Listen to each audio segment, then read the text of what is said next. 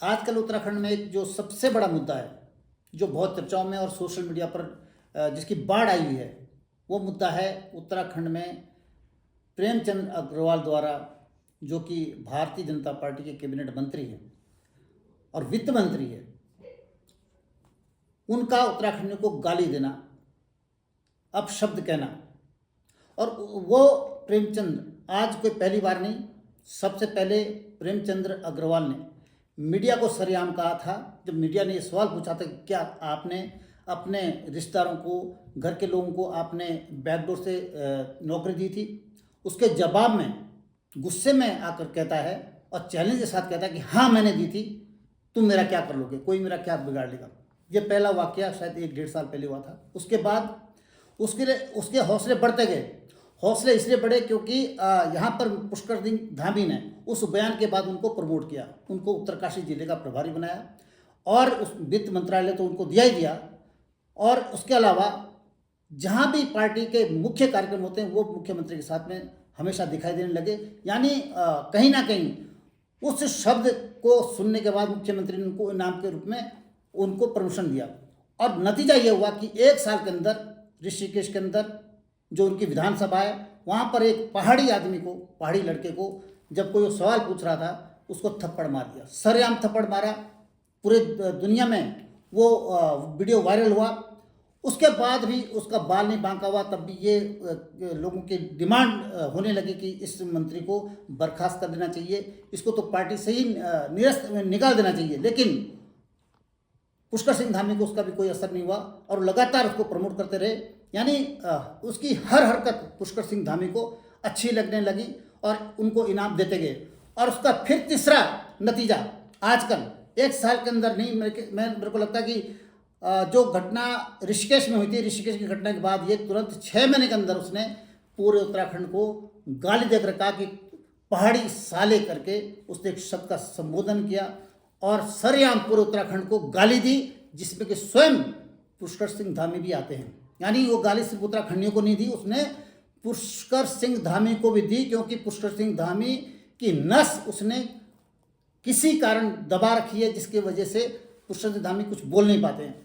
तो अब सवाल यह है कि क्या भारतीय जनता पार्टी के अंदर जो ये चल रहा है, क्या ये इसको कोई और कंट्रोल कर रहा है? ऐसा क्यों है कि एक उत्तराखंडी जो मुख्यमंत्री है उत्तराखंडी मूल का, वो इस आदमी से गालियां दिलवा रहा है और वो उसको प्रमोट कर रहा है? इसका मतलब कहीं ना कहीं ये षड्यंत्र है कि ये दिल्ली से ही कोई या बाहर की ताकतें इसके पीछे है, जो बाहरी प्रदेशों की ताकतें हैं। उसके कई एग्जाम्पल हैं, जैसे ऋषिकेश में एम्स में 700 राजस्थानियों का भर्ती होना और तमाम फैक्ट्रियों में, प्राइवेट कंपनियों में और सरकारी दफ्तरों में जिस तरह से बैकडोर भर्तियां हो रही है, चोरी छिपे। आपने दूसरा एक मामला भी देखा होगा जो बॉबी पवार ने उठाया, जो 1,75,000 में किस तरह से एक कोरोना काल में, और जब आचार संहिता लगी थी तब ये उसको नौकरी पर रखा गया, एक आदमी को 1,75,000 रुपये में, बाहर के आदमी को, उत्तर प्रदेश के आदमी को। तो ये सब जो मामला चल रहा है, इसके पीछे कोई ऐसी ताकत है का मैं एक और एग्जाम्पल दे रहा हूँ। जब अभी विधानसभा में इस एक बिल को लेकर के बहस हो रही थी, तो बहस हुई तो उस पर मुन्ना सिंह चौहान ने बड़े तर्क के साथ, और वो भी आखिरी वक्त में, जब सब ने वो प्रस्ताव पास कर दिया था, प्रस्ताव पास होने के बाद आखिरी वक्त में मुन्ना सिंह चौहान जी कहते हैं कि मैं भी कुछ इसमें बोल सकता हूँ, क्या मैं अपनी बात रख सकता हूँ? क्योंकि हम सब लोग यहाँ पर सिर्फ हाथ खड़ा करने के लिए, हमको विधानसभा में नहीं भेजा गया हमारी जनता के द्वारा, हमको भी कुछ अपनी बात रखनी है। उन्होंने बड़े तर्क के साथ, और वो वीडियो इतनी वायरल हुई, जिस ढंग से मुन्ना सिंह चौहान ने बड़े तर्क के साथ तथ्य रखे और उनको बताया, ऐसा लग रहा था कि मुन्ना सिंह चौहान उस विधानसभा के अंदर एक अध्यापक है और बाकी जो बच्चे वो सब अनपढ़ गंवार हैं, जिसमें स्वयं चाहे वो कैबिनेट मंत्री हो, यहां तक कि विधानसभा अध्यक्ष का भी मुंह खुला के खुला रह गया। सबके मुंह में दही जम गई थी जब मुन्ना सिंह चौहान ने उत्तर दिया। देखिए, मुन्ना सिंह चौहान का मैं लोकल जो हमारे जो इश्यूज हैं, हमारे जो जौनसार बौर के मुद्दे, उस पर मैं हमेशा उनका विरोध करता हूं। कुछ जो मुझे नीतियां ठीक नहीं लगती, लेकिन मेरी उनसे कोई व्यक्तिगत जाति दुश्मनी नहीं है। जहां तक मुझे वो जो घटना हुई उस पर मैंने उनकी तारीफ की, मैंने वो वीडियो स्वयं देखा, 2 बार देखा है, और मुझे लगा कि वो एक मास्टर की तरह, एक टीचर की तरह सारे विधायकों को, यहाँ तक कि विधानसभा अध्यक्ष को भी पाठ पढ़ा रहे थे। और तब उनके पास कोई जवाब नहीं था, और जवाब नहीं था तो उन्होंने वो बिल रोक दिया था, उस दिन रोकना पड़ा, वो पास नहीं हो पाया, जबकि ऑलमोस्ट 99.9% उसमें मोहर लग चुकी थी, सबने हाथ खड़े कर दिए थे। उसके बाद इनाम में उनको क्या मिलता है, उनकी बड़ी चर्चा हुई, पूरे देश में वो वीडियो वायरल हुई। भारतीय जनता पार्टी ने सोचा कि इसका इलाज क्या करें, और सीधा दादागिरी में आकर के, अब इसलिए मैं एक बात कहता हूं यहां पर कि भारतीय जनता पार्टी सिर्फ जनता की दुश्मन नहीं है, सिर्फ जनता को नहीं कुचलना चाहती, सिर्फ विपक्ष को खत्म नहीं करना चाहती, ये भारतीय जनता पार्टी अपने उस नेता को भी खत्म कर देना चाहती है जो जनता के हित की बात करेगा, प्रदेश हित की बात करेगा, उसको भी कुचल देना चाहते हैं। और उसका एक एग्जाम्पल है कि एक जो बंगाली समुदाय का एक कोई नेता था, उसने दबाव बनाकर मुन्ना चौहान से माफी मांगने के लिए मजबूर किया। मुन्ना चौहान ने अपने दिल पर भारी पत्थर रखकर, क्योंकि वो एक भारतीय जनता पार्टी के सदस्य हैं, उनके विधायक हैं, और कहीं ना कहीं उनको सरकार में तो उनको रहना है, हालांकि सरकार में उनको कभी मंत्रालय नहीं दिया गया और ना ऐसी उम्मीद है, और इसीलिए उनको इसी कारण, क्योंकि उनको पता है कि प्रदेश के अंदर मुन्ना सिंह चौहान से ज़्यादा बुद्धिजीवी कोई नहीं है, इसलिए उनको हमेशा हाशिए पर रखा गया और उनको पर दबाव बनाया गया उल्टा कि आप माफ़ी मांगिए, आपने ऐसा नहीं करना चाहिए था। तो आगे की मैं चर्चा, खैर बहुत लंबी बात नहीं करना चाहता हूँ, मैं चाहता हूँ कि आप इस पर आप भी अपनी टिप्पणी रखें कि उस दिन आपने विधानसभा में पूरा वाकया देखा, किस तरह से घटनाक्रम हुआ, उसके बाद वो वीडियो वायरल हुए, बड़ी वाहवाही हुई, मुन्ना सिंह चौहान की बड़ी तारीफ हुई, लेकिन उसके बाद जो 2 दिन के अंदर फिर जो घटा, उस पर आपका क्या कहना है? जैसा आपने कहा कि मुन्ना सिंह चौहान जी ने गैरसैंण में जो सदन चल रहा था उसमें आरक्षण को लेके कुछ चीज़ें कही, तो आपने कहा कि पूरे देश में चर्चा हुई। चर्चा होना स्वाभाविक थी, क्योंकि माननीय मुन्ना सिंह चौहान जी ने जो बातें सदन में रखी वो संविधान सम्मत है, वो संविधान में लिखी गई है, उन्होंने कोई बात अपने घर से नहीं कही।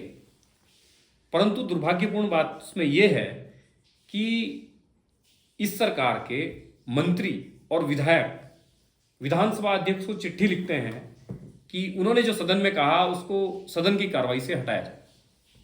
मैं माननीय मुख्यमंत्री जी जो यहाँ के मुखिया है उनसे ये जानना चाहता हूं कि क्या आपको भी लगता है कि मुन्ना सिंह चौहान जी ने जो बातें कही वो गलत है, और अगर वो बात सही है, मुझे ऐसा लगता है, जहां तक मेरी भी जानकारी है, जहां तक मैंने भी कुछ जाना है, कि मुन्ना सिंह चौहान जी ने जो बातें कही वो संविधान के हिसाब से हैं। परंतु सौरभ बहुगुणा द्वारा जो मंत्री है आपके, उन्होंने अगर ये कहा कि इस मामले को संविधान की कार्रवाई से हटाया, विधानसभा की कार्रवाई से हटाया जाए, तो क्यों कहा?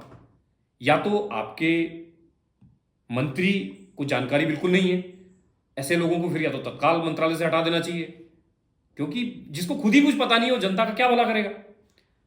और अगर मुन्ना सिंह चौहान जी की बातें गलत है तो आपने सदन में चर्चा क्यों नहीं कराई? आप चर्चा करवाते ना उस पर। ये बैकडोर से, चोरी से विधानसभा अध्यक्ष को चिट्ठी लिखना, वो चिट्ठियां भी उनकी वायरल हुई है, इसका क्या मतलब है? इसका मतलब तो सिर्फ ये है कि उत्तराखंड में ये लोग, उत्तराखंड के लोगों ने इन्हें जिताने का काम किया है, परंतु अपने निजी हितों को साधने के लिए बाहरी लोगों को यहां का मूल निवासी बनाना चाहते हैं। और मूल निवासी कैसे बनेंगे वो? इन्होंने कहा, मुन्ना सिंह चौहान जी का वक्तव्य विधानसभा में यह था, उन्होंने कहा कि जब पंचायतों के चुनाव आते हैं, नगर निकायों के चुनाव आते हैं, तो संविधान ये कहता है कि उसमें सर्विस रूल लागू होता है। जो आरक्षण की व्यवस्था नौकरियों में है, वही व्यवस्था पंचायतों में और नगर निकायों में और नगर पंचायतों में दी जाती है। तो अगर मुन्ना सिंह चौहान जी ने यह कहा कि बाहर के राज्यों से आए हुए लोगों को हम यहां आरक्षण का लाभ नहीं दे सकते, तो यह बात तो बिल्कुल सही है। हमने दूसरे राज्यों को भी एग्जाम्पल दिए, और दूसरे राज्यों को अगर आप पंचायतों में लोगों को, बाहर से आए हुए लोगों को सिर्फ ये कहते हुए कि चुनाव लड़ने के लिए आरक्षण का लाभ दोगे, तो निश्चित रूप से नौकरी के लिए भी लाभ देना पड़ेगा आपको, क्योंकि आपके नियम कहते हैं। आप अपने पंचायतों का जियो उठा के देख लो। तो क्या माननीय मुख्यमंत्री धामी जी लोगों को पंचायत के बाद जो नौकरी आएगी उसमें भी आरक्षण देने का काम करेंगे? और नहीं करेंगे तो शंभू पासवान कैसे मेयर बने हुए हैं ऋषिकेश के? उनको उसकी आपने पढ़ाई बिहार में हुई है। एससी में उनको आपने लाभ दे रखा है। और उसी तरह का एक प्रकरण विकासनगर हरपुर में हुआ। वहां उत्तराखंड चुनाव आयोग बाकायदा सुप्रीम कोर्ट जाता है कि भैया ये तो छत्तीसगढ़ झारखंड की लड़की है और इसको यहां ओबीसी का लाभ नहीं मिल सकता। मेरे को समझ में नहीं आ रहा है इस सरकार का ये दोहरा जो मापदंड चल रहा है, इसके पीछे कौन है? वैसे डोभाल जी ने अभी कहा कि इनको कौन चला रहा है, क्या हो रहा है। मैं आपको बता देना चाहता हूं, जहां तक मैं अभी तक ये जो सरकारें चल रही है, भारतीय जनता पार्टी की सरकारें चल रही है, इसके बारे में आपको बता देता हूं। हर एक को मुख्यमंत्री दिल्ली से बनाया जा रहा है, यहां का कैबिनेट दिल्ली से बनाया जा रहा है, यहां जितने टेंडर हो रहे हैं वो दिल्ली के कहने पे हो रहे हैं। तो हम अगर ये उम्मीद कर रहे हैं कि धामी जी प्रेमचंद अग्रवाल जी को हटाएंगे, तो मुझे नहीं लगता कि उनके बस में ये चीजें हैं। दिल्ली के आदेश के बाद ये संभावना बनेगी कि हटेंगे या नहीं हटेंगे, पर इनके बस में नहीं है। और रही बात प्रेमचंद अग्रवाल जी की, गाली, बदतमीजी और तमाम जो चीजें हैं वो समय समय पे लोगों को सोशल मीडिया के माध्यम से देखने को मिलती रहती है। प्रेमचंद अग्रवाल ने जो सदन में कहा वो पहली बार नहीं है, उन्होंने सड़क पे भी अपने कारनामे दिखाए हैं। परंतु हमारा दुर्भाग्य है, हमारे लोगों को जो पीटने का काम करते हैं, उत्तराखंड के लोगों को जो गाली देने का, भाई पहाड़, उत्तराखंड की जो परिकल्पना है वो पहाड़ से हुई है। जो व्यक्ति ये कहते हैं पहाड़ का क्या मतलब है, तो थोड़ा पीछे चले जाए, उत्तराखंड आंदोलन को देख ले। उत्तराखंड की तो परिकल्पना ही पहाड़ से हुई है और आप कहते हो पहाड़ है साले, मतलब ये क्या शब्द है? आपको इसलिए पहाड़ की जनता ने मंत्री बनाया है, इसलिए इस प्रदेश में आपको मिनिस्टर बना रखा है कि आप जिस प्रदेश की परिकल्पना पहाड़ से हुई है उन पहाड़ियों को गाली देने का काम करोगे? नहीं, और पहाड़ी राज्य का एक आपको और एग्जाम्पल देना चाहता हूँ कि पहाड़ी राज्य इसलिए है कि आज भी पहाड़ के विधायक जो तो पहाड़ों में वो तो वहाँ चुनकर आते ही हैं विधानसभाओं में। आप नीचे देखिए प्लेन्स में जो इनके इलाके जहाँ पे प्लेन के लोग रहते हैं वहाँ पर भी पहाड़ी विधायक ही चुन के आते हैं। इसमें कम से कम मैं समझता हूँ 90% से ज़्यादा पहाड़ी राज्य के लोग हैं जो प्लेन्स में भी है। गिने चुने 2-4 विधायक हैं जो बाहर के हैं, अदरवाइज मुझे तो लगता है कि सारे पहाड़ी हैं। यानी आप चुनाव पहाड़ के लोगों के दम पर जीतना चाहते हैं, उसके लिए आप पहाड़ियों को यूज करते, पहाड़ी शब्द, पहाड़ी खान पान, पहाड़ी संस्कृति की बात करते हो, और यहाँ उल्टा फिर वो वहाँ जा करके जो पहाड़ी को गाली दे रहा है आप उसको प्रमोट करने का काम और करते हैं। उससे भी दुखद विधानसभा अध्यक्ष, मैं उनका कहीं बयान देख रहा था कि मैं फौजी की बेटी हूँ, पहाड़ की बेटी हूँ, उत्तराखंड की बेटी हूँ, और आप जो उत्तराखंड की पीड़ा को सदन में जो विधायक कह रहे हैं उन्हीं को आप चुप कराने का काम कर रहे हो। अरे भाई आप कैसे पहाड़ी हैं? नहीं, और जिस तरह से चिल्ला रही हैं उनके ऊपर जो आप तो बुटला जो डरा के डराने का काम कर रही चुप हैं। कराना उससे चाहते पहले हैं। आपको नींद आई थी जब वो जो है गाली दे रहा था, तब आपने आपको उसको एक बार भी टोका नहीं, एक बार उसको टोका नहीं और आपको अनुशासन लगा। फौजी की बेटी को वो अनुशासन लग रहा था कि वो साला बोल रहा था, तब वो कुछ नहीं बोली। लेकिन जब बुटवाला ने उसका विरोध किया कि हमको गाली नहीं सुननी है, वो अनुशासन उसके ऊपर जो है बिल्कुल हावी ऐसे हो रही जैसे मारने के लिए वो जो है नीचे उतरने वाली है। तो ये अनुशासन, आपके जो फौजी की बेटी का अनुशासन, वो भी सबको दिखाई दिया। आपको सफाई देने की जरूरत नहीं है। और मैं तो एक बात और कहना चाहता हूँ, अभी दूसरा एक और भी विवाद इसमें जुड़ गया है। ये हमारे एक और माननीय मंत्री जी हैं सुबोध उनियाल जी, वो कहते हैं मैं तो बिहार का हूँ, और एक वो दूसरे सौरभ बोगड़ा जो कह चुके हैं कि मैं तो बंगाली हूँ। तो ये भैया ये जो विधायक ऐसा कह रहे हैं, हाँ। मैं बस इनसे कहना चाहता हूँ कि और मान्यवर, आप बंगाल में जाके चुनाव लड़िए, बिल्कुल, आपका यहाँ क्या आप बिहार में जाके चुनाव लड़िए। और मुझे तो लगता है कि ये इसलिए भी हो रहा है, इनको लगता है कि जब एक हरे विधायक को दिल्ली से मुख्यमंत्री बना दिया जाता है, यार छोड़ो ना, यहाँ जनता तो नफरत कर ही रही है हमसे, जनता तो हमें चुनने वाली है नहीं अब, इसलिए जितना माल कमाना कमाओ और अब उल्टे उल्टे काम करो। उल्टे काम से ही वो आदमी ऊपर जाएगा, उल्टे काम करने से तो यहाँ आगे बढ़ेगा नहीं आदमी। क्योंकि यहाँ पे चुनाव कोई विधायक दल का नेता किस तरह से बनता है, वो तो लोग इस बात को भूल ही गए कि विधायक दल का नेता क्या चीज़ होती थी। सारे विधायक चुनते थे कि जो है मुख्यमंत्री कौन होगा। ये तो हमने आपको कह ही दिया है, तो दिल्ली से तय हो जाता है किसे बनाना है मुख्यमंत्री, किसे बनाना है। क्या दिल्ली का जो यहाँ असर दिख रहा है, मैं तो आजकल एक छोटी चीज़ें भी नोटिस करता हूँ, आपको मैं बताना चाहता हूँ कि रोड पर हर तीसरी गाड़ी हरियाणा की मिलती है। दिल्ली अब तो देहरादून की गाड़ियाँ 4-5 गाड़ियाँ छोड़ के एक नंबर देहरादून का मिलता है, रजिस्ट्रेशन नंबर, यानी सारी गाड़ियाँ बाहर की भर गई है। अब गुजरात की गाड़ियाँ भी अचानक इतनी बढ़ गई, एक साल के अंदर मैं देख रहा हूँ कि गुजरात की गाड़ियाँ हर 4-5 गाड़ी के बाद एक गुजरात का नंबर दिखता है। अचानक से बाढ़ से आ गई वहाँ की गाड़ियों की।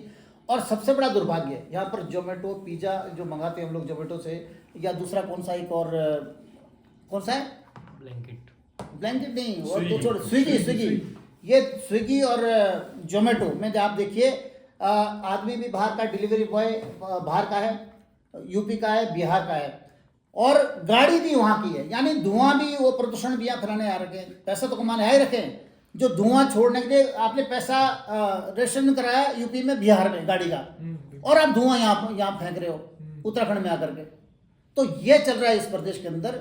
मतलब ये प्रदेश पूरी तरह से उत्तराखंड के लोगों के हाथ से निकल चुका है। लेकिन अभी भी वक्त है कि हमें कुछ जो गिने चुने लोग हैं, जो क्रांतिकारी, जैसे बॉबी पवार अभी जो है पूरा प्रयास कर रहे हैं, तो ये हमें अभी करने की ज़रूरत है। और जितने क्रांतिकारी हैं उनको अब सामने आने की ज़रूरत है, एक मंच पर आने की ज़रूरत है। बिखराव रहेगा तो नहीं कर पाएंगे कुछ भी, सबको साथ में आने की ज़रूरत है। और मैं एक संदेश आपके माध्यम से, आपके माध्यम से कहना चाह रहा हूँ कि एक कुछ लोग ऐसे भी हमारे हैं, तो उत्तराखंड हितैषी, बात तो उत्तराखंड हित की बात करते हैं, लेकिन सत्यानाश भी वही करते हैं उत्तराखंड में। जैसे वो अपने झंडे डंडे लेकर जबरदस्ती अपना झंडा दिखाना है, हर कार्यक्रम घुसेड़ देना है झंडा। अरे तुमको जब नकार चुकी जनता, नकार चुकी है, छोटी अगर लोग धड़ों में बटे रहे हैं, हाँ, आप साथ तो में आइए ना। ये बड़े दल है, हाँ, जो सत्ता में है, इन्हें हाँ, उतना ही लाभ होगा। तो ऐसी तो एक पार्टी है, मैं नाम नहीं लेना चाहता, हाँ, हाँ, वो अपने को उत्तराखंड की सबसे बड़ी जनदाता कहती है, लेकिन उसी पार्टी ने बंटाधार से उत्तराखंड का किया है। और आज भी जब कोई सामूहिक कार्यक्रम होता है, सामूहिक मंच होता है, वहां पे वो डंडे जो है अपने झंडे, ये 4 वोट नहीं मिले। अरे जब उनको तक ये उतने स्वार्थ वोट मिल की जाए ना राजनीति- उत्तराखंड में, जितने उनके झंडे लाए होते हैं कार्यक्रम में, उतने भी वोट नहीं मिलते उनको चुनाव के अंदर जब चुनाव आता है। लेकिन फिर भी वो उनको पता नहीं क्या शौक है, किसने सिखा रखा झंडे लेके आओ। तो यहाँ पर एकता अगर रखनी है, आप उत्तराखंड का हित चाहते हो, तो सबको एक साथ में आना होगा। और यहाँ पर पार्टी और पद से ऊपर उठ करके, ये इसको छोड़ करके, इसका लालच छोड़ करके निस्वार्थ होकर एक साथ आना होगा और क्रांति लानी होगी। हो गया।